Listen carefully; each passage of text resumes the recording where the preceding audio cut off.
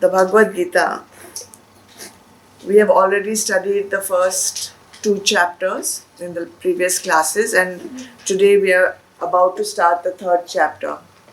So, chapter 3, he starts with Karma Yoga. Karma Yoga chapter 3 is one of the most popular chapters of Bhagavad Gita. And the most number of lectures have been given on Karma Yoga. Even then, it is probably one of the most misunderstood chapters or teachings of Bhagavad Gita. I will first just give you a small gist of Karma Yoga and then we'll go into the verses. So in this chapter 3, Bhagwan is going to tell you that what you do during your lifetime is not as important as how you do it. What you do is not as important as how you do it. And he emphasizes that what you do should be what? Your dharma. What you have to do is the prescribed duties, the prescribed responsibilities that is given in the Shastras, and that also has to be done according to your varna and according to your ashram. Second, why should you perform the duties? That will also be answered in this chapter. Why should you perform? What is the benefit that you will gain by performing your duties? What is the harm if you don't perform the duties? Which are the actions which will lead to liberation? Which are the actions which will create more bondage? All these are the points that are going to come up in the 3rd chapter. And it's all about different actions, as I've told you. What to do, how to do, which not to do. That is why this chapter is called Path of Action or Karma Yoga. Okay? So most important takeaway from this is that action is compulsory. You cannot renounce action. You cannot say, I want to give up doing my duties. You cannot.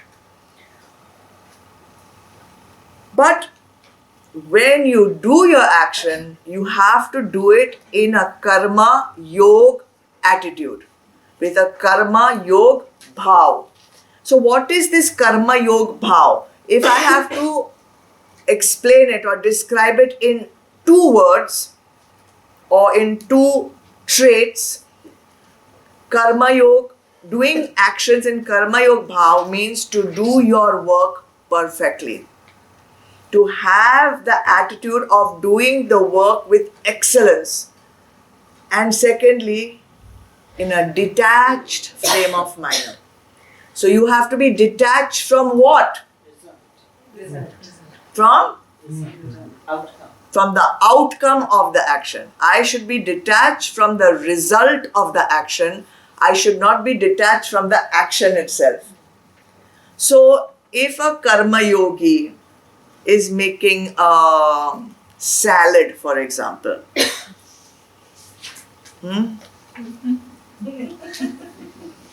This is the crux. You can be a karma yogi by making a salad. You can be a karma yogi by sweeping the floor. You can be a karma yogi by washing your car. You can be a karma yogi studying. You do not have to do anything special. Whatever is your daily action, you do it as a karma yogi. So I'm asking you all this question. If you are a karma yogi and you are making salad, tell me, how would you do it? What would you be doing? What would make you a karma yogi while making a salad? Do it joyously. Do it with joy. 100%. What is that? What would you do to make it 100%? Best recipe. Huh? The best Don't recipe. take shortcuts. Okay, don't take shortcuts. Don't expect Dedicate the action to Don't God. expect people are going to praise it. Don't expect people. अच्छा लगा. And if somebody criticizes, accept that also. Then Do it with perfection. do it with perfection. So what will you do to make it perfect? In the best possible way that you Cut it nicely. Huh? That is why I like to do my own cooking. If you are a karma yogi, you will find the best ingredients. To the extent that you can, you will cut it nicely. You will not say, I'm detached, so why should I bother how it looks? I'm detached, so why should I bother? Namak dala, nahi dala, what does it matter? No, that is not the detachment. You have to make it the best that you can. A karma yogi will always be a perfectionist. Because he is making it for Bhagwan. He is offering it to Bhagwan. Why would you make something which is shabby, shoddy, with shortcuts if you are offering it to Bhagwan? So a karma yogi will always try to do it to perfection, to the amount that that person is able to do. Not that, if I don't have this ingredient, I cannot make. No, whatever is available, he will make the best with whatever is available. And outcome, not important. But for you, it should be the best. Alright. Special attention to be paid to the fact that ahankar does not have to come into the action. That little I, which says, I made this salad, I cleaned the house today, I made the beds, whatever, that little I has to be silenced, okay?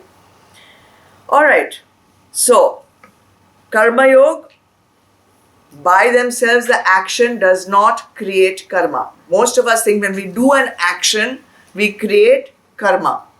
The action by itself does not create karma. Then what creates karma? attachment. The attachment, the desire for selfish gain.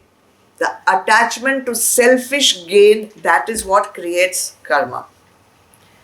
Every action will necessarily have an outcome.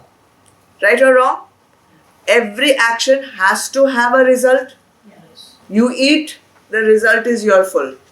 You drink, the result is your thirst is satiated. You read, the result is something has gone inside, hopefully. But Bhagwan Krishna is explaining to Arjun, and through Arjun to us, that whatever outcome comes, whatever be that outcome, you take it as prasad. Don't be particular about this outcome only should come. Like, I studied so hard, I have to get 100%. I have to get 99%. That you have studied, you have studied. Now, the outcome is anyway not in your hands. And this attitude of detaching yourself from the outcome, when you do the action, detaching yourself from the outcome, the good news is that action does not incur karma. So this is a big secret. When you do an action without attaching yourself to the selfish enjoyment of the result of the action, that action does not create karma. Otherwise, all actions are creating karma. Alright. So, I think it's time to take the third chapter.